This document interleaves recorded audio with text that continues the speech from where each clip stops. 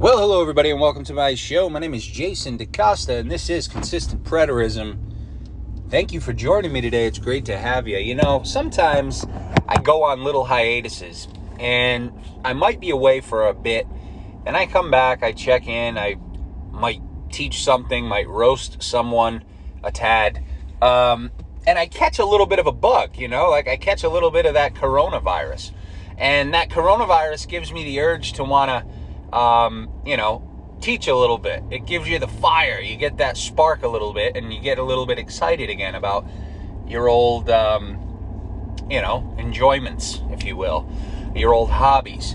And so that's what I feel like happened yesterday. I talked about the Bible a little bit. It got my mind cranking. It got the wheels a-turning. And here we are again today. And again, I don't promise anything. I'm not saying that I can do this all the time, but it almost seems like it's a good time to chit-chat because, I go to freaking Home Depot and Lowe's pretty much every day, once or twice. That's part of project management and other various hardware stores and whatnot. So I do have some driving time available. And so I figured, why not put it to good use? And so I wanted to reach out again today. I put out a little video yesterday, just kind of giving a rundown and giving a check-in to everyone and talking about a few different things. One being Myth Vision Podcast and its host, Derek, the televangelist Lambert, taking people's money right out of their pockets. I wonder how long he can go on, though. That's my thing, is like, how many people can you actually have on? I suppose it's endless in the sense that you could have any Joe Blow on there and they could talk about their experience or their beliefs, or it's sort of like an endless pit of speculation. That's what I'm saying. There's really nothing concrete. It's just opinion after opinion after opinion. All the while they overlook one glaringly obvious fact, and that is that the New Testament is clearly Israel only in its salvation narrative.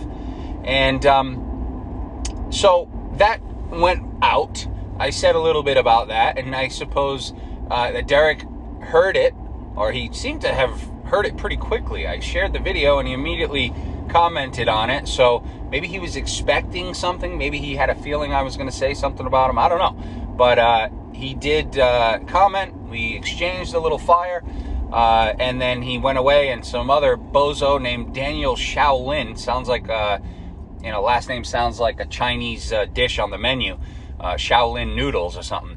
Daniel Shaolin commented, and this guy was clearly a butthurt wannabe, holding on to the narrative, and he had some things to say and whatnot. But the one thing that I like to use, the one example or the one phrase that I like to use for people like Chicken Shaolin and Derek Lambert and other people that are actually closer to me, family, friends, who may not understand what I mean when I say that the Bible is Israel only. There's a certain way that you can break it down for them very quickly and very clearly, and it usually kind of breaks through that barrier of maybe misunderstanding or, not quite being on your level of understanding when it comes to biblical terms and terminology. There's a way, and that way is this. I want you to hit the people that you're talking to with two hardcore facts, right? Two facts. Everybody says facts today.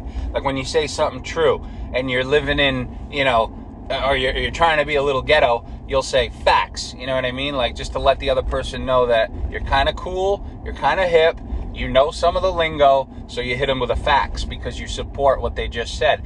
But here's the deal, all right? These two bullet points, these two facts, are very simple, very easy to understand. All right, let me make sure that this phone is actually recording me right now as I drive. Yep, it is. But the other day, wasn't the other day, it was a few weeks ago, I recorded one.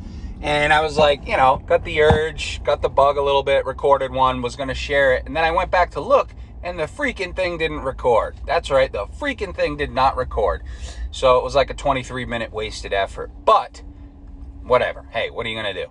So the two key factoids that I want you guys to remember is this, okay? Very simple. I can't put it any more clearly here.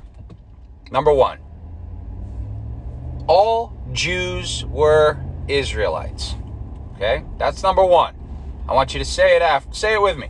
All Jews were Israelites. 4 words. All Jews were Israelites. Okay? So if you were a Jew, you could consider and call and refer to yourself as an Israelite. That's proper biblical terminology. That's proper historical, context and usage. Okay? If you were a Jew, you could call yourself an Israelite. So one more time, first factoid, all Jews were Israelites. Okay? Now, here's the second factoid. Here's where it gets interesting. Okay, ready? Not all Israelites were Jews. This time it's 5 words. Not all Israelites were Jews. Okay, so this shows that the terms Jew and Israel, or Israelite, are a bit tricky, okay, because they're not completely synonymous terms, right? All Jews were Israelites, but not all Israelites were Jews, okay? And when you understand that concept, that sets a firm and proper foundation for understanding the New Testament gospel mission, okay? And you ask, why is that? Well, here's why. And here's why I think you should, anytime that you're talking to someone about IO or you're presenting it to them, you should always use those 2 bullet points. All Jews were Israelites, not all Israelites were Jews. Because a lot of people today have this misunderstanding that the terms Israelite and Jew are synonymous, right? They think that when Paul says, and so all Israel will be saved, they think he's actually talking about all the Jews being saved. But that's not what Paul is talking about, right? Because clearly Paul in that context is talking about a fullness, a full number, a full quantity, a filling up, a filled to the brim number of Gentiles. In other words, people living in the nations. That's all that means. Doesn't have really anything to do with ethnicity whatsoever. But people living in the nations, certain individuals living in the nations would come in, the fullness of them would come in, and in this way is the proper rendering. It says, and so all Israel will be saved. But it's actually, and in this way, in what way? Well, by way of the Gentiles coming in, will all Israel be saved. So how does Gentiles coming in result in all Jews being saved? It just doesn't work, right? It doesn't make sense. Because a Jew and a Gentile is 2 different things. But what does make sense is this concept of Israel, right, being used, or the term all Israel being used to encapsulate the totality of the 12 tribes, both near and far, both home and away, both Jew and Gentile, plucked out, pulled out, sifted from among both of those groups, Jew and Gentile. So you have the true children of Abraham, the Israelites, the 144K, the chosen, the elect, the predestined, right? That were going to be transformed into basically angels of light like Christ was at his coming, which was at hand, by the way. And you have this full number of them who are being plucked out from both groups, Jew and Gentile, near and far. Okay? And so it's very important to understand those 2 bullet points.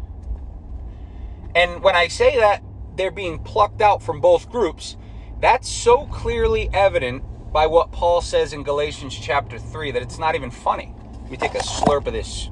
Oh no, this coffee's empty. Damn. Oh well, I didn't get it at Dunkin' today. I got it at a place called the Bee Cafe. And it's pretty good. It's pretty good. A little bit more pricey. You're going to pay a solid 50 cents more for a cup of Joe. But, hey, small business, support them. You know how it goes. But anyways, where was I? Galatians chapter 3. At the end of chapter 3, Paul says something incredible to show exactly what he was doing, right? Because remember, there's tension, there's conflict, there's generational and century, really, multiple century conflict that came before the times of Paul and the first century. Okay, now you're saying, what does that mean? Well, you have to go back to the histories of Israel and see the division of the two kingdoms, the northern and the southern, the kingdom of Israel and the kingdom of Judah.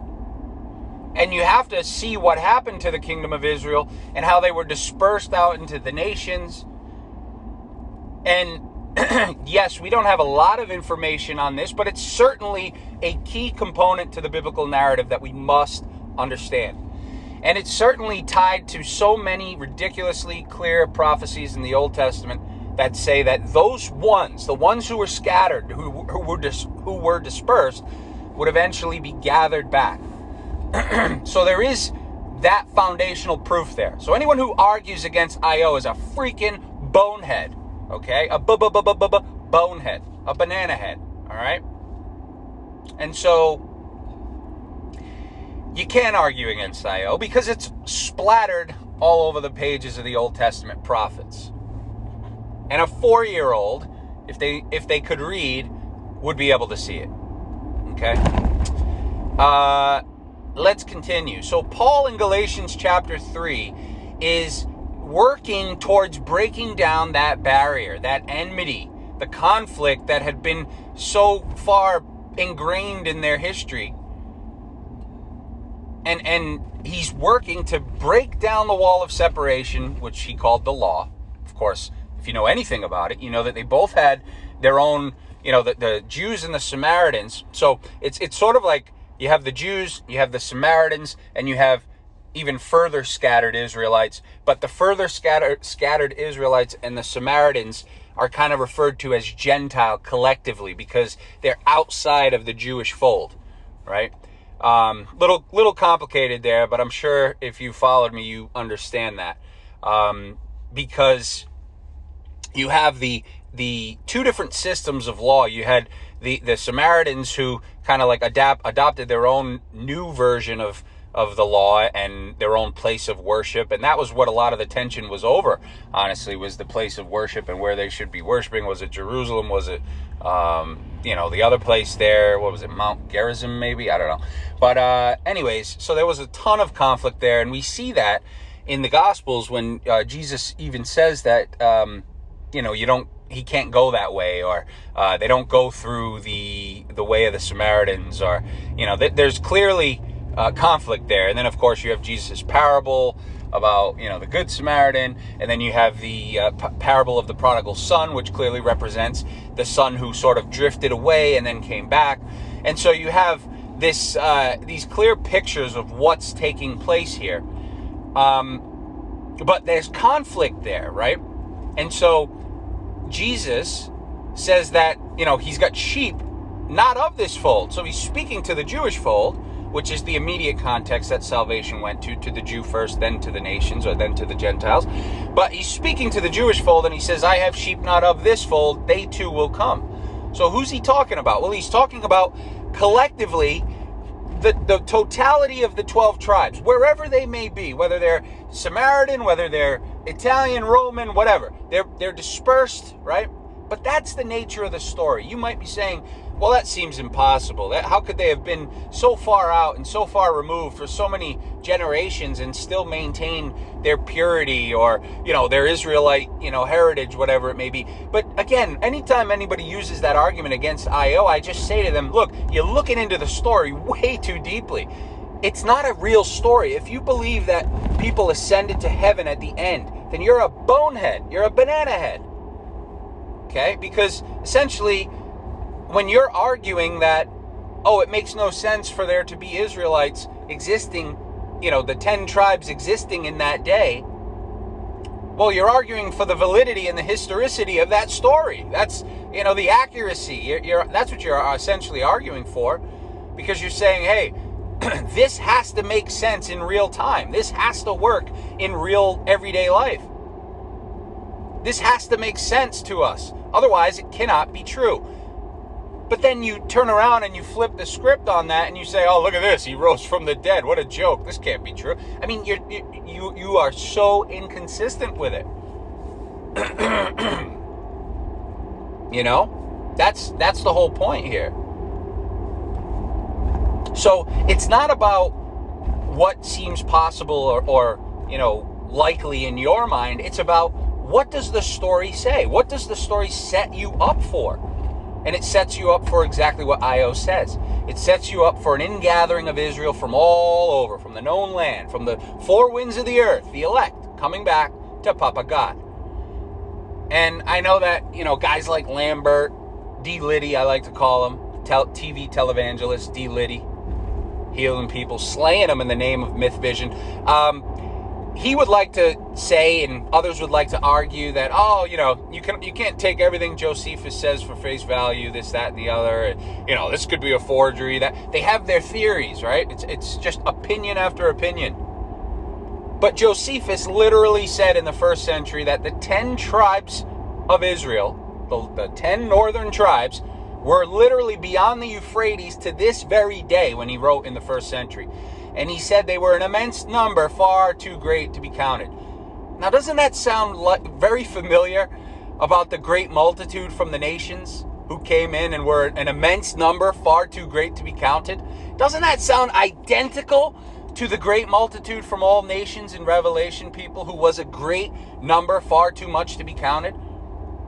Why is Josephus saying that the 10 northern tribes are beyond the Euphrates, scattered into the known world? Just a general statement he made about the known world. Doesn't have to be specific. People are like, well, he didn't reach this degree on the border, and therefore there's no proof that he was in this particular region or they were in this particular... Dude, go eat a banana sandwich, all right?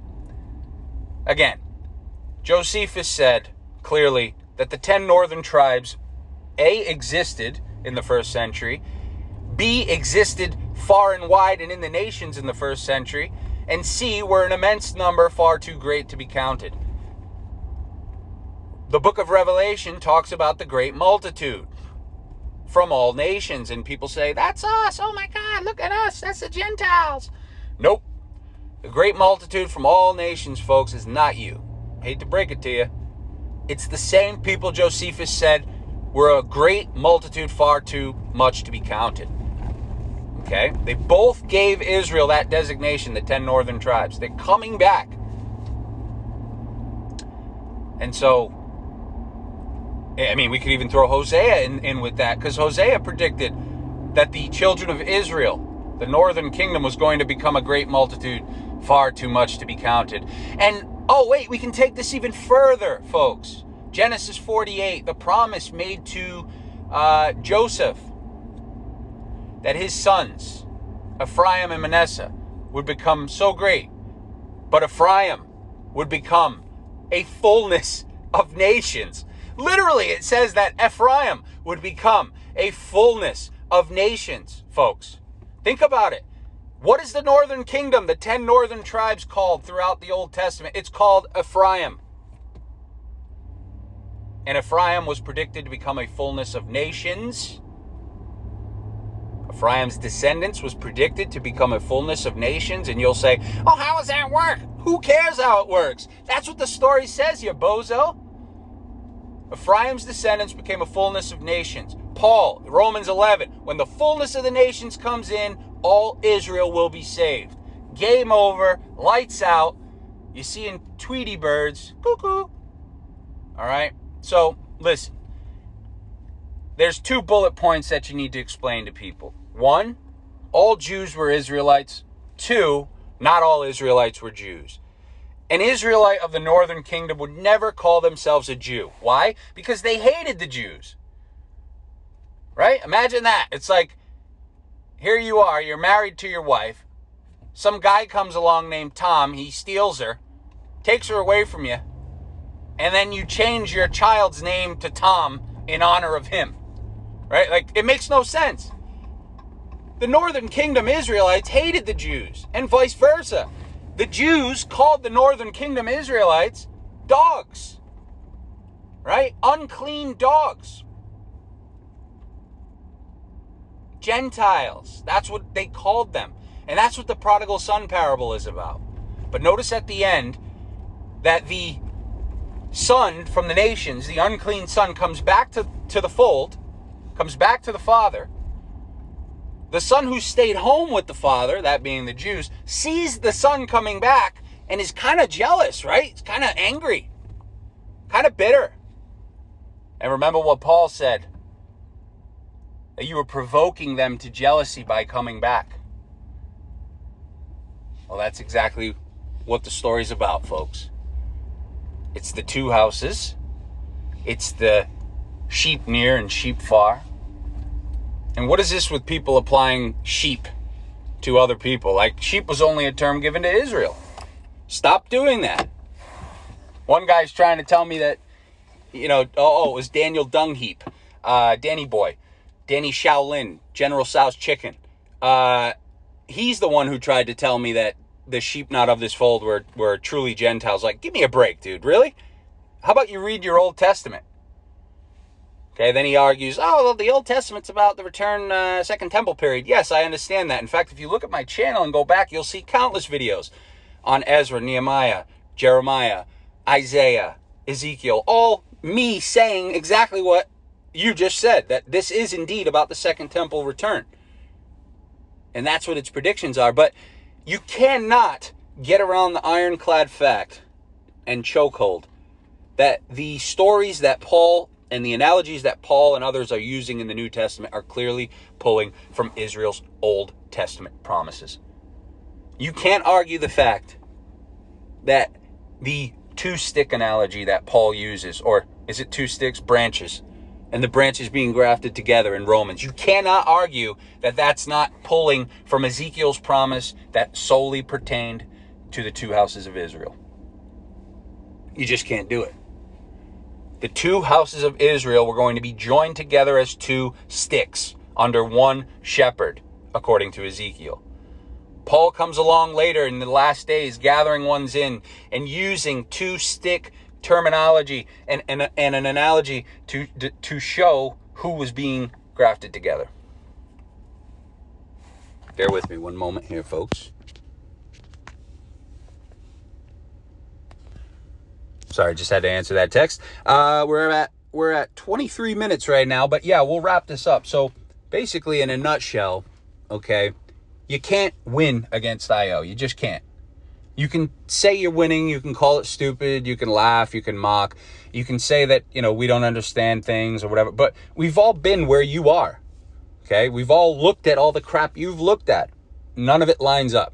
The only thing that lines up is that this story is an esoteric, magical, fairy tale type story of the ingathering of the tribes in the end before their Savior came and took all 12 tribes collectively together to heaven to be with him, to live with him, to dwell with him in peace and safety in a new Jerusalem where there'd be no more death, tears, pain, sorrow.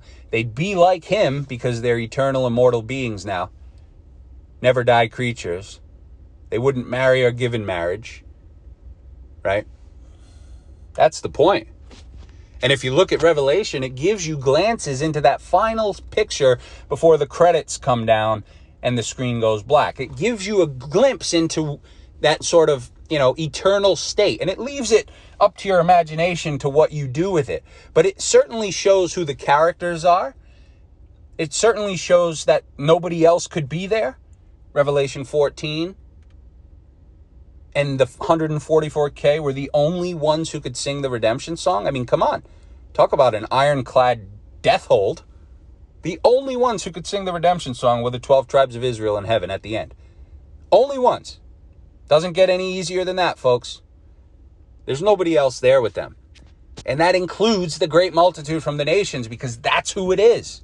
They're singing, they're rejoicing about their redemption. We know that the city only had their names on it. Would you want to go live in a city that only had someone else's name on it? Nope.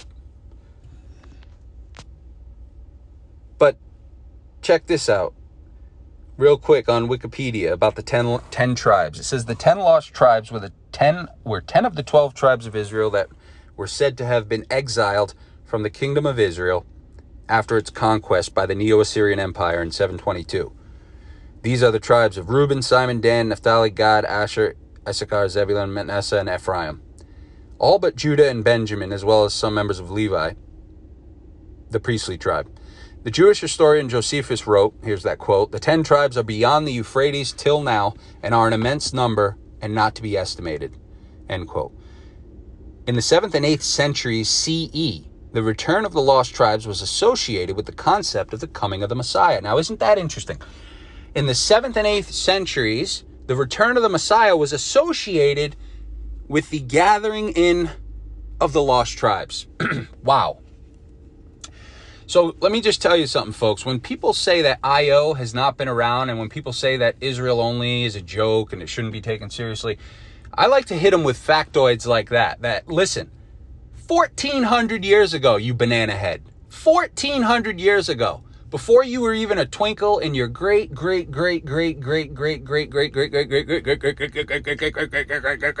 grandfather's eye, and I probably didn't even put half enough greats in there.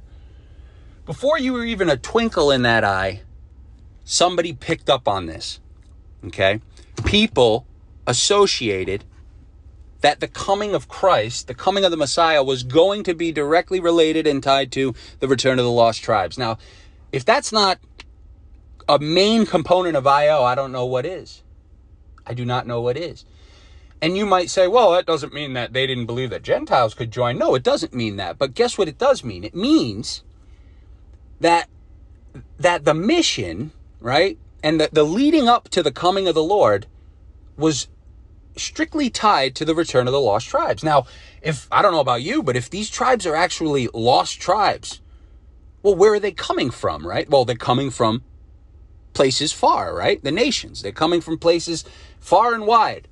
So it kind of puts you in a tough spot, right? You kind of have to become IO at that point, unless you adopt some stupid view that says, oh, well, yeah, the Gentiles were the Israelites, but there were other Gentiles peppered in with them. No, the Bible doesn't make any room for that. The Bible's a story about the ingathering of the elect. Okay? The ingathering of the elect. Nobody further.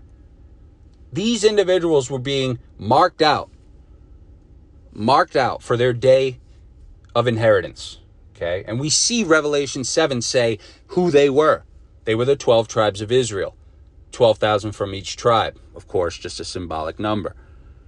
But the point is, and the point that I want to make notice of here, is that even Wikipedia understands that the 10 lost tribes is a major thing. Okay, it's a big deal. It should not be overlooked. And why is that? Well, because there's 10 freaking lost tribes, people.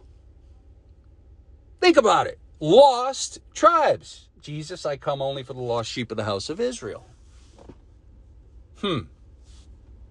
Jesus giving the parable of the sheep. If 99 are found and one is lost, I'll go seek them. So you have 10 lost tribes. You have this mystery of the lost tribes. And you're going to tell me that this isn't related somehow? I just don't get it, folks. I just don't get it. Hold on, let me move here. I got to move my truck. I pulled into Lowe's. Don't worry, I'm not buckled, but I'm not going very far. All right, here we go. So, like literally, people, think about this. There's a freaking thing called the Lost Tribes of Israel, okay? And Wikipedia understands that the gathering back into the Lost Tribes of Israel has been viewed for centuries as being tied to the coming of Christ. Well, we know that the coming of Christ happened in the 1st century. According to the narrative, it was tied to the destruction of the temple, clearly. That was it. The events leading up to that. That's what the period of the New Testament covers. And he was said to have been coming back before some of them standing there died. So you're bound to that time frame. Any attempts to wiggle out of that are squashed immediately. It's sort of like, the ultimate chokehold. you can't get out from under that. You can fight and wiggle about IO, but you're never going to get out from the time statement. So, when you're dealing with Christians, you can just hit them with the 1-2 punch and they go to sleep, night, because there's clearly a time limitator on the salvation of all the elect. Christ the first fruits, then those who are Christ's at his coming, then comes the end. That's it. Doesn't say about the beginning, doesn't say a new gospel mission will come. No, then comes the end. And so we have proof that going all the way back to the 7th and 8th centuries, people believe that the lost tribes of the house of Israel were going to magically return and be restored. And this was a popular view, okay?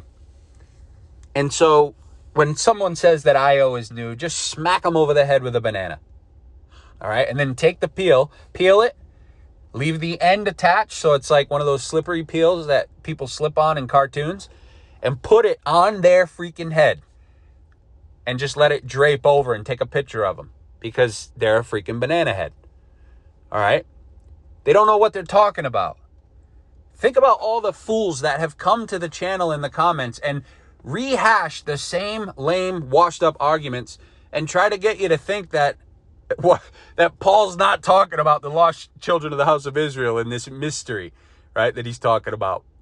Come on. That's the mystery, folks. It's like people are looking for the lost tribes of the house of Israel all this time, and the Bible's like, hey, over here. I'm right here. Hello. It's just unbelievable. Romans 9, is God too having mercy upon the Gentiles?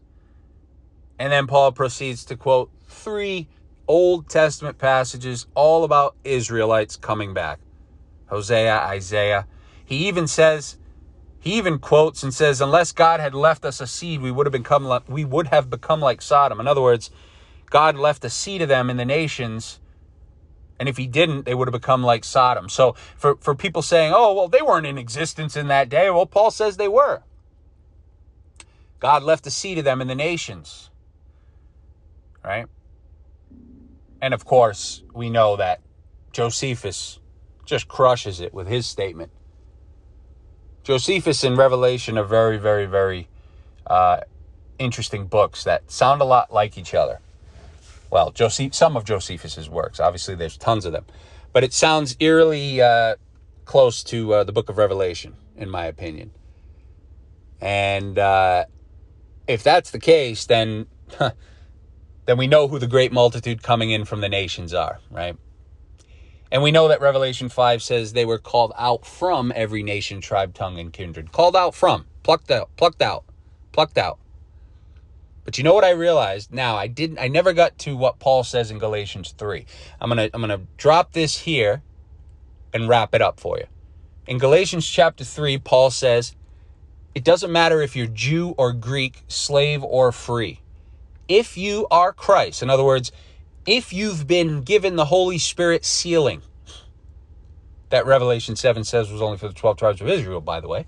But if you've been given that sealing, that marking, if you've received it, if you are Christ's, then you're Abraham's seed and an heir according to promise.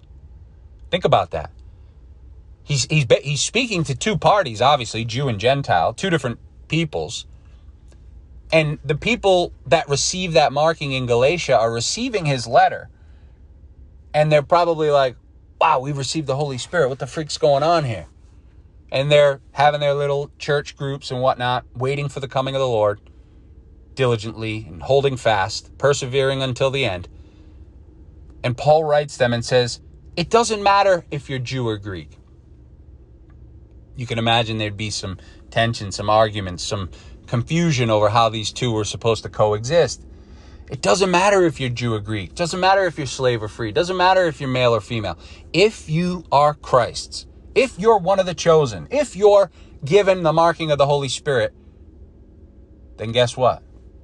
It means that you're Abraham's seed and an heir according to the promise made to your father Abraham. What did our father Abraham find according to circumcision, said Paul when he wrote to the Romans? You see how clear it is, people? It's super clear. This may be the greatest teaching I've ever done. Short, sweet, to the point. And it just needs to be said, folks. It just needs to be freaking said. Hit them with the 2 bullet points so they understand. All Jews were Israelites. Not all Israelites were Jews. When you understand it in that light, you see that there's a big picture in view here. And you can't use the term synonymously all the time. Okay? There's only 2 parties, folks. There's only 2 parties. There's Jew and Gentile. Sometimes they refer to it as Jew and Greek. Those are the only 2 parties, folks. Jew and Gentile. Okay? So, if you are going to argue that Jew and Gentile is literally Jew and Gentile and not Jew and Northern Kingdom Israelite or scattered Israelite, then essentially you have to make a third group, right? Because you'd have to have Jew, Gentile, and Northern Kingdom Israelite. Think about it. There's only 2 groups in the salvation narrative. There's only 2 parties that are being focused on, Jew and Gentile. Jew first, then the Gentile. When the fullness of the Gentiles came in, all Israel would be saved. So if you're going to say that Gentiles were true Gentiles, then you have to make a third party for the Northern Kingdom Israelites. And that doesn't work. So then who were these Gentiles? Who were the saved Gentiles in the story? Who were the elect ones in the nations receiving the marking of the Holy Spirit? Jesus said that he was coming to break down the enmity, to make peace. He would gather in the sheep not from this fold, the ones out far and wide, the sons of God scattered abroad. He would gather them in. Paul goes out to get them. Paul writes to them in Ephesians and says, he came and preached peace to those who were near and peace to you who are afar off.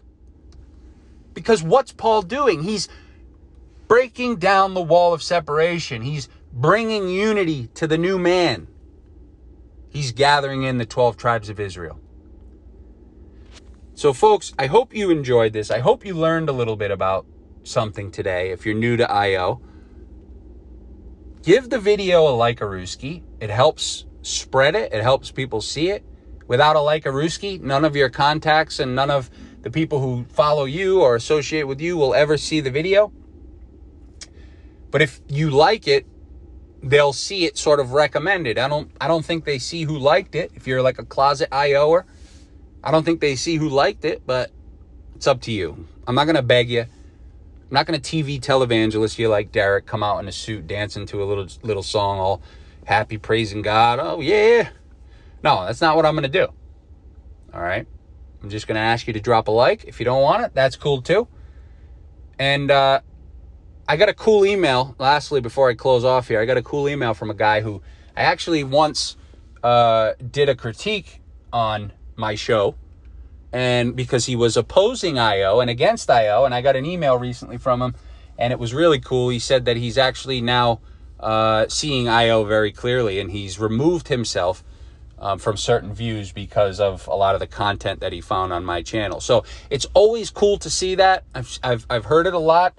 People see the clarity of it, and they see it from all of us, not just me, others that are sharing it too. But come on, people, you can't deny this stuff. Get on the IO train, baby, because it's unstoppable. I hope you all have a great day. We'll catch you next time. Peace.